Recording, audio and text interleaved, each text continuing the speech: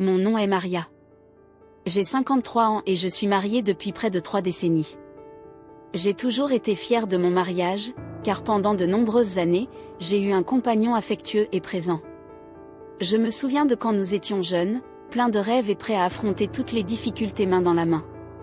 Cependant, avec le temps, j'ai commencé à remarquer quelques problèmes qui auparavant semblaient petits, mais qui aujourd'hui sont devenus de grands désagréments dans ma vie. Mon mari, Harold, est un homme travailleur et gentil la plupart du temps. Cependant, il a toujours eu peu de résistance à l'alcool. Même lorsque nous sortions ensemble, il buvait un peu plus que ce que je considérais raisonnable lors des fêtes et des événements. À l'époque, cela ne me dérangeait pas beaucoup, car nous étions jeunes, fêtards, j'aimais aussi célébrer, donc je ne voyais pas cela comme un gros défaut. Cependant, au fil du temps, l'habituation d'Harold est devenue plus intense. Lors des réunions de famille, il buvait trop.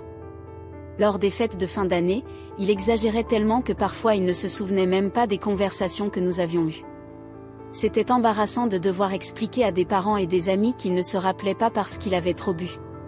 Malgré cela, j'ai toujours essayé de maintenir notre mariage. Je discutais avec lui demandais de modérer sa consommation, mais cela semblait entrer par une oreille et sortir par l'autre. Nos premières années étaient marquées par de bons moments, mais maintenant, à 53 ans, je me sens fatiguée de répéter les mêmes demandes. Je travaille à temps partiel dans un magasin de vêtements et je m'occupe de presque tout à la maison. Harold, quant à lui, est directeur dans une entreprise de transport. Il n'a jamais laissé manquer de choses à la maison, c'est vrai, mais l'excès d'alcool lors des festivités a commencé à ériger des murs entre nous. Il y avait des disputes, de l'irritation, et ce désagrément persistant qui a pris possession de mon cœur. Souvent, j'ai pensé que j'exagérais, que peut-être le problème n'était pas si grave, mais il est difficile de se tromper soi-même quand on vit au quotidien la frustration de voir la personne que l'on aime se détruire peu à peu. J'ai commencé à me taire davantage, m'isolant dans mes pensées. Les nuits où il rentrait tard et ivre, je me fermais dans la chambre pour éviter de discuter. Le matin, il s'excusait, promettait de changer, mais le cycle se répétait. Je m'accrochais aux souvenirs heureux du passé, essayant de me justifier en me disant qu'il y avait encore assez d'amour pour continuer. Les amis, lorsqu'ils constataient son état, tentaient de le prévenir, mais abandonnaient rapidement. Avec le temps, j'ai remarqué que beaucoup ont cessé de nous inviter à des événements. Peut-être avait-il peur qu'il ne dépasse encore une fois les limites. Je me sentais honteuse et embarrassée, mais je ne savais pas comment changer cette situation. Chaque fin d'année, je faisais de mon mieux pour créer une atmosphère chaleureuse de Noël à la maison. C'était une tradition héritée de ma mère, préparer le sapin, dresser la table, penser aux meilleurs plats. J'adorais tout décorer, mettre des lumières et des ornements. Cependant, lors des dernières fêtes, Harold finissait toujours par boire tellement qu'il ne profitait guère. Ainsi, je me retrouvais à la veille d'un autre Noël, et au fond, je craignais une répétition de ce qui se passait toujours. Ma dévotion pour le repas de fête se mêlait à la frustration de le voir à nouveau se perdre dans l'alcool. Mais je n'imaginais pas que cette année-là, les choses seraient différentes d'une manière que je n'aurais jamais pu prévoir. Ma relation avec Harold n'était pas mauvaise au quotidien, à part le problème de l'alcool. Lors des fêtes, la vie coulait relativement bien. Il n'était pas un homme agressif ni irresponsable avec les comptes, malgré les difficultés, nous nous entendions bien. Pourtant, cette question pendante de l'alcool lors d'occasions spéciales me rongeait. Je planifiais le repas de Noël avec tout le soin possible. Je faisais des listes de courses, réfléchissais aux plats les plus appropriés, séparais des recettes que mes enfants adoraient lorsqu'ils vivaient encore avec nous. Bien que maintenant, ils aient déjà leur propre vie dans d'autres villes, cette période de l'année me rappelait leur absence, mais me remplissait aussi d'espoir. Nous n'avions pas d'enfants en bas âge pour animer la maison, mais nous maintenions nos traditions de Noël, même si c'était pour 2 adultes. Je mettais de la musique de Noël, faisais des biscuits et des gâteaux, et laissais la maison avec une ambiance festive. J'espérais toujours que cette fois, Noël serait mémorable et sans embarras. Quelques jours avant la fête, Harold m'a dit qu'il amènerait un invité pour le repas. Je dois avouer que j'ai eu une frayeur, car depuis que nos enfants sont partis de la maison, je n'étais pas habituée à recevoir quelqu'un d'autre à Noël. Cependant, il a expliqué que ce garçon était un collègue de travail qui venait de se séparer de sa femme. Selon Harold, ce collègue était très abattu et n'avait pas de famille en ville. C'est pourquoi il a pensé que ce serait une bonne idée de l'inviter pour qu'il ne passe pas Noël seul. Bien que j'ai été réticente, j'ai trouvé louable cette préoccupation de mon mari. Je ne voulais pas que quiconque se sente seul en une date si spéciale. Cependant, j'ai remarqué qu'il y avait un ton d'enthousiasme dans sa voix en disant qu'il aurait de la compagnie. J'ai pensé que c'était peut-être une distraction pour lui, quelqu'un avec qui discuter, qui sait, avec cet ami présent, il ne boirait-il pas trop ? Peut-être que la présence d'une autre personne pourrait contenir ses élans, au moins par politesse. J'ai commencé à penser aux préparatifs avec encore plus de soin. S'il y avait un invité, je devais tout gérer à la perfection. Je suis allée au marché, j'ai acheté une énorme dinde, des fruits secs, des noix, des châtaignes, et réservé des boissons. Oui, parce que même sans aimer les excès, il était de coutume d'avoir du vin, du champagne et d'autres boissons pour la célébration. Pendant les courses, à un moment donné, je me suis demandé s'il ne serait pas préférable de limiter la quantité d'alcool, mais en même temps, je ne voulais pas jouer le rôle de la déranger. J'avais peur de paraître trop contrôlante. J'ai décidé d'acheter les boissons habituelles et de prier pour que tout se passe bien. Au fond, j'entretenais un petit espoir silencieux.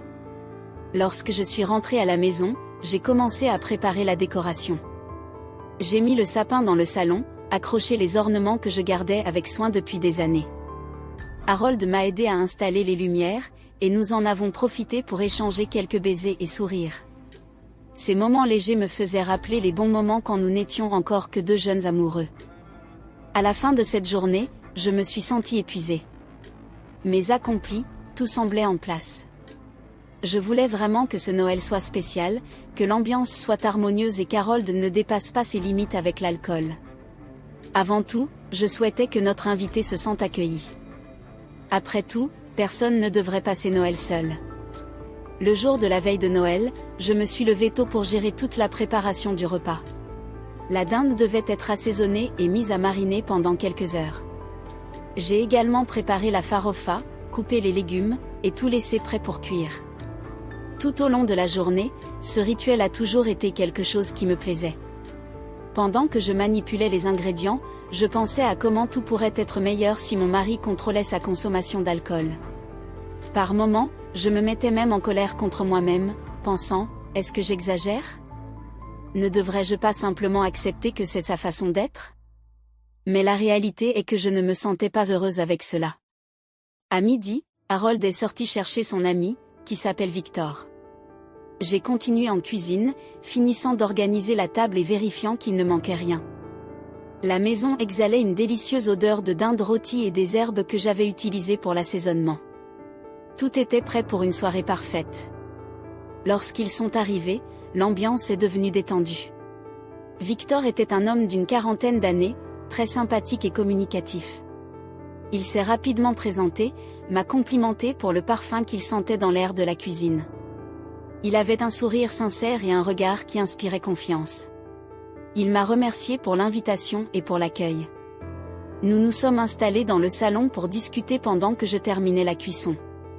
J'ai raconté à Victor un peu nos traditions de Noël, et il a révélé que dernièrement, les choses étaient difficiles pour lui. La séparation était encore récente et il ne savait pas comment gérer la solitude, justement pendant les fêtes de fin d'année. Harold a ouvert une bouteille de vin pour porter un toast à la veille de Noël. Nous avons bu un verre, et la conversation est devenue animée. J'aimais voir mon mari heureux, occupé dans une conversation légère. Il semblait si détendu aux côtés de Victor que pendant un instant, j'ai eu l'espoir que tout se passerait bien cette nuit-là. Cependant, au fur et à mesure que l'après-midi avançait, j'ai remarqué qu'Harold avait déjà pris son 4e ou 5e verre de vin tandis que Victor et moi étions encore au premier. Il n'était pas ivre, mais je savais reconnaître les signes qu'il commençait à se relâcher de trop et qu'il pourrait bientôt dépasser les bornes du bon sens. Même ainsi, j'ai essayé de ne pas me stresser. Je ne voulais pas gâcher l'ambiance avec des réprimandes. Victor, en revanche, a remarqué qu'à certains moments, je lançais des regards inquiets à Harold. Il essayait de diriger la conversation de manière détendue, peut-être pour me distraire ou atténuer la situation. Arrivé le moment de mettre la table, j'ai annoncé que le dîner était presque prêt. Victor s'est proposé d'aider à apporter les plats dans la salle à manger. Il a pris les assiettes, les couverts, et m'a accompagné jusqu'à la cuisine. Plusieurs fois, Harold à ce moment-là riait déjà fort et faisait des blagues, tenant sa coupe qui ne restait pas vide très longtemps. Lorsque nous nous sommes finalement assis pour le repas, mon cœur s'est rempli d'un mélange de joie et d'appréhension. Je voulais que cette nuit soit inoubliable de manière positive, mais je craignais que l'excès d'alcool ne gâche tout. J'ai regardé Harold et j'ai pensé que je l'aimais encore, mais que quelque chose en moi demandait aussi des changements. Le repas s'est déroulé avec beaucoup de conversations et de rires. La dinde était délicieuse, tout comme les autres plats que j'avais préparés. Victor complimentait chaque bouchée, ce qui me flattait. Harold, quant à lui, avait déjà les joues rouges et la langue un peu roulée. Il était évident qu'il avait bu plus que nécessaire. À chaque gorgée que mon mari prenait, je ressentais une pression dans la poitrine. D'une part, je souhaitais qu'il ait des limites, d'autre part, je ne voulais pas jouer la femme râleuse devant l'invité. Je ne voulais pas que Victor se sente mal à l'aise ou pense que je le tenais pour responsable d'une manière ou d'une autre. Lorsque nous avons terminé le plat principal, Harold s'est levé pour prendre une autre bouteille de boisson. J'ai essayé de le persuader en disant qu'il serait peut-être mieux de s'arrêter là. Mais il a ri et a dit que c'était Noël, que nous devions célébrer. Victor m'a regardé avec une certaine pitié. J'ai remarqué qu'il jugeait aussi qu'Harold dépassait les limites. Pourtant, nous avons continué à discuter. J'essayais de rester animé, et Victor faisait des blagues légères, cherchant toujours à me distraire. J'ai senti qu'il essayait d'atténuer la situation, comme s'il voulait me protéger de l'embarras. En partie, j'étais reconnaissante pour ce geste de considération. À un moment donné, il était déjà après minuit. Harold était visiblement ivre, il avait presque du mal à rester debout. Je me suis levée pour commencer à ramasser quelques assiettes tandis que Victor terminait son verre de vin. Mon mari a fait quelques pas chancelant jusqu'au canapé et s'y est effondré, s'endormant presque instantanément. Ce fut un moment embarrassant pour moi. Bien que j'étais habituée à le voir ainsi lors des fêtes, Victor a regardé mon mari puis s'est tourné vers moi avec un regard compréhensif. Il s'est proposé de m'aider dans la cuisine, et j'ai accepté, plus par politesse que par besoin réel d'aide. Nous avons marché en silence jusqu'à la cuisine, portant des plats et des verres. Je ressentais un mélange de honte et de fatigue. Je pensais à quel point cet homme qui dormait sur le canapé avait un jour été ma grande passion. Je pensais aussi à comment ma vie était arrivée à ce point de déception. Avec les fêtes de fin d'année, Victor, après avoir organisé une partie de la vaisselle, a brisé le silence. Il a parlé à voix basse, comme s'il ne voulait être entendu par personne d'autre. « C'est dommage que ton mari soit comme ça. Il aime plus l'alcool que la belle femme qu'il a. » Cela m'a prise de court, mon cœur s'est accéléré et j'ai souri légèrement. J'ai remercié le compliment. Pendant un instant, j'ai senti mon cœur s'échauffer. C'était étrange de me sentir valorisée par un autre homme, mais je ne peux pas nier que cela m'a plu. Combien de temps cela faisait que je n'avais pas entendu un compliment sincère de ce type? C'était comme si soudain, quelque chose en moi fleurissait, quelque chose que je pensais être endormi. Victor a continué, plus confiant, « Puisque ton mari ne te donne pas d'attention aujourd'hui, je vais te donner un peu d'affection. » J'ai senti mon visage s'empourprer complètement. Je n'ai pas su répondre immédiatement, car j'étais partagée entre le choc et une sorte de fascination. Ce qu'il suggérait était risqué, mais mon cœur battait fort, comme il ne l'avait pas fait depuis longtemps. Lorsque je m'en suis rendu compte, Victor s'est approché par derrière et a posé ses mains sur ma taille. Le contact de ses paumes larges et chaudes contre mon corps a fait battre mon cœur à tout rompre. Ensuite, il a incliné son visage jusqu'à ce que ses lèvres touchent mon cou, laissant un baiser doux. Un frisson a parcouru ma colonne vertébrale, éveillant des sentiments que je croyais endormis. J'ai permis que ce moment s'étende, sentant sa respiration haletante et sa poitrine pressant contre mon dos. C'était comme si toute la frustration accumulée au fil des années de négligence se transformait soudainement en un désir intense. Mon corps réagissait avec une telle force que mon esprit, pendant un instant, était confus entre la culpabilité et le plaisir. Je me suis tournée face à lui, presque sans souffle, et j'ai rencontré son regard intense et plein de désir. Nos visages étaient à quelques centimètres l'un de l'autre. Je pouvais sentir son haleine mêlée au goût du vin et au parfum subtil de son parfum. Sans dire un mot, nous nous sommes rapprochés davantage, et nos lèvres se sont touchées avec urgence. Le premier baiser était doux mais chargé d'attente. Ensuite, la pression des lèvres de Victor a augmenté et j'ai répondu en enroulant mes doigts dans ses cheveux. La chaleur émanant de lui a réchauffé ma poitrine, réchauffant tout mon corps. C'était comme si, à cet instant, chaque partie de moi clamait pour être vue et touchée. Victor a glissé ses mains le long de mes hanches, me tirant contre lui. Mon corps s'est moulé au sien et j'ai senti les muscles fermes de ses bras tandis qu'il me serrait plus intensément. Nous nous déplacions ensemble, trébuchant légèrement pour nous appuyer contre l'évier de la cuisine, où la vaisselle sale était reléguée au second plan. Mes mains ont glissé sous sa chemise, touchant sa peau chaude et sentant ses muscles se contracter sous mes doigts. C'était comme redécouvrir la sensibilité de mon propre corps. Cela faisait longtemps que je n'avais pas ressenti ce mélange d'anxiété et de fascination. Avec une délicatesse ferme, Victor a descendu ses lèvres de mon visage jusqu'à mon cou, et chaque baiser semblait allumer une nouvelle étincelle de désir. Au milieu des baisers, nous avons enlevé les vêtements qui nous encombraient. Ce n'était pas un processus organisé, mais plutôt guidé par l'urgence d'être plus proche. Les textures révélées au toucher rendaient tout plus palpable et excitant. Le bruit de la vaisselle dans l'évier et le souvenir d'Harold dormant à quelques mètres de là intensifièrent encore plus cette adrénaline. Lorsque nous étions enfin libres de la plupart de nos vêtements, Victor m'a soulevé, faisant que mes pieds quittaient le sol pendant quelques secondes. J'ai senti une vague de chaleur monter dans mon corps, lorsque le contact entre nous est devenu intime et ardent. Je me suis accrochée à ses épaules, cherchant l'équilibre, mais surtout cherchant à prolonger cette sensation mêlant plaisir et urgence. La jonction de nos corps s'est produite de manière intense, même si nous essayions de contenir les sons qui s'échappaient, craignant de réveiller Harold dans le salon. Je refoulais mes gémissements contre l'épaule de Victor tandis que son visage montrait une concentration passionnée pour me faire ressentir chaque partie de son corps. Chaque friction me sortait de mon axe. Sa respiration lourde et le rythme de nos mouvements augmentaient en cadence, et mon corps suivait avec ferveur. Nous avons atteint l'orgasme presque ensemble, silencieux et en même temps explosif à l'intérieur. Nous sommes restés ainsi, enlacés, reprenant notre souffle tandis que la sueur coulait le long de ma nuque. Puis, la réalité s'est abattue sur moi et je me suis éloignée, encore en état de choc face à ce qui venait de se passer. Victor m'a regardé avec tendresse, mais portait dans les yeux un mélange de désir satisfait et de regret contenu.